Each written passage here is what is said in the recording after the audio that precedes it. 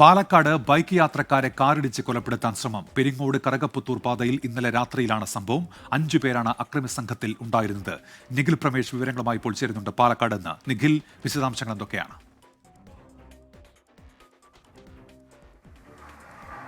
ഉന്മേഷ്, ഇന്നലെ രാത്രിയാണ് ഈ സംഭവം ഉണ്ടാകുന്നത്. നേരത്തെയുള്ള മുൻവൈരാഗ്യമാണ് ഈ സംഭവത്തിലേക്ക് നയിച്ചത് എന്നുള്ളതാണ് ഇപ്പോൾ പോലീസ് വ്യക്തമാക്കുന്ന കാര്യം.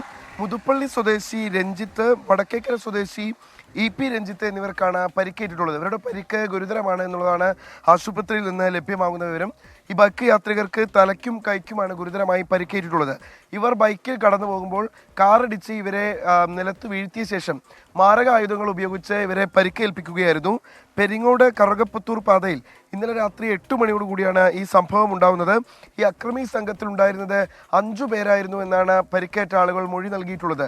എന്തായാലും പോലീസ് ഈ പ്രതികൾക്ക് വേണ്ടിയിട്ടുള്ള അന്വേഷണം ഇതിനോടകം തന്നെ ഊർജിതമാക്കിയിട്ടുണ്ട്. പ്രതികളെ ആരെയും ഇതുവരെ പിടികൂടാനായിട്ടില്ല. ഉന്മേഷ്, നിഖിൽ പ്രമേഷാണ് പാലക്കാട് നിന്ന് വിവരങ്ങൾ നൽകിയത്.